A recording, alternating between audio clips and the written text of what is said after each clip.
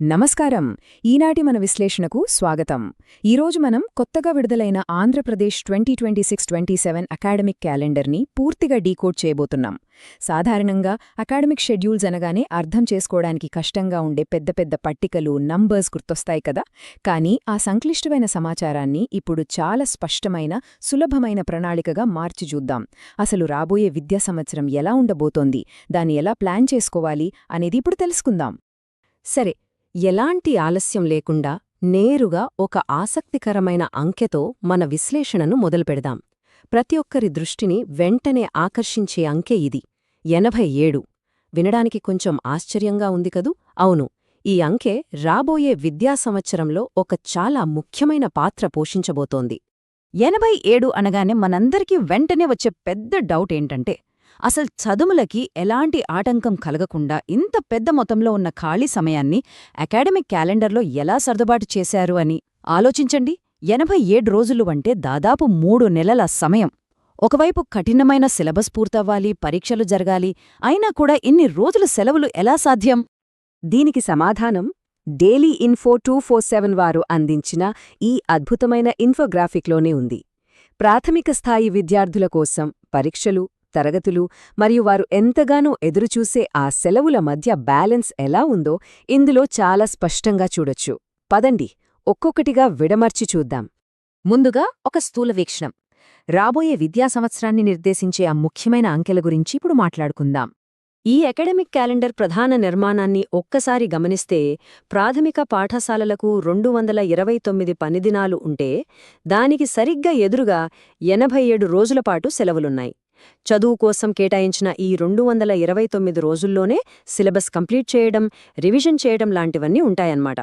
పనికి, విశ్రాంతికి మధ్య ఇదొక స్పష్టమైన విభజన అని చెప్పొచ్చు.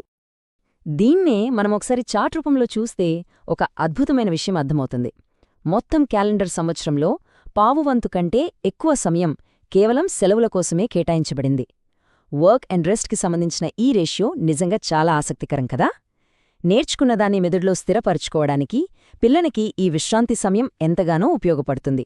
సరే, మరి ఈ సెలవులన్నీ ఏ సమయాల్లో వస్తున్నాయో ఆ ప్రధాన సెలవుల ప్రణాళికను చూద్దాం. ఈ క్యాలెండర్ని ప్రధానంగా 2 పెద్ద పండుగ సెలవుల చుట్టూ అల్లారు.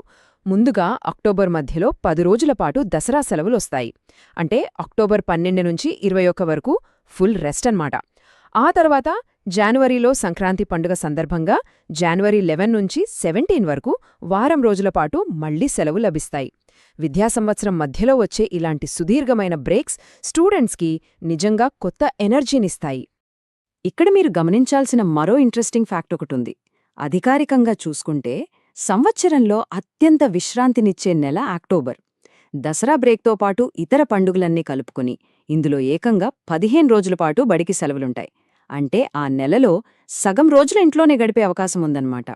అయితే స్కూలంటే కేవలం సెలవులే కాదు కదా.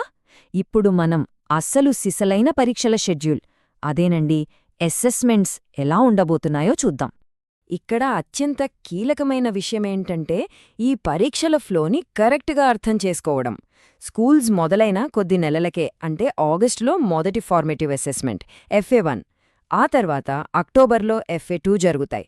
ఆ చిన్న చిన్న పరీక్షలతో పిల్లల్ని ప్రిపేర్ చేస్తూ నవంబర్ నాటికి, అలాగే చివరగా 2027 ఏప్రిల్లో జరిగే కీలకమైన సమ్మేటివ్ అసెస్మెంట్స్ అంటే SA1, SA2కు వాళ్లను సిద్ధం చేస్తారు. ఇలా దశలవారీగా ప్లాన్ చేయడం వల్ల విద్యార్థులపై ఒకేసారి పెద్ద బర్డన్ పడకుండా ఉంటుంది. అంతా బాగానే ఉంది. మరి పరీక్షలు కూడా అయిపోయాక విద్యా సంవత్సరం ముగింపు ఎలా ఉండబోతోందో ఇప్పుడు చూద్దాం. చాలామంది ఏమనుకుంటారంటే ఏప్రిల్లో SA2 ఎగ్జామ్స్ ముగియగానే బడికి టాటా చెప్పేయొచ్చు అని. కానీ ఇక్కడ అకస్మాత్తుగా తరగతులు ఆపేయరు. బదులుగా ఏప్రిల్ 24 నుండి మే 3 వరకు బేసిక్ పాఠ్యప్రణాళికతో, అంటే బేసిక్ కరిక్యులంతో తరగతులను నిర్వహిస్తారు. ఇది ఒక రకంగా కూల్ డౌన్ పీరియడ్ లాంటిదన్నమాట. ఎగ్జామ్స్ టెన్షన్ తర్వాత కొంచెం రిలాక్స్ అవుతూనే ముఖ్యమైన బేసిక్స్ని మళ్లీ ఒకసారి రివిజన్ చేసుకునే అద్భుతమైన పద్ధతి ఇది. ఈనాటి మన విశ్లేషణ ముగింపుకి వచ్చేసరికి మనం ఆలోచించాల్సిన అసలైన ప్రశ్న ఒకటుంది. ఒకవైపు కఠినమైన పరీక్షల షెడ్యూలు, మరోవైపు ఇన్ని రోజుల ఉదారమైన సెలవులు.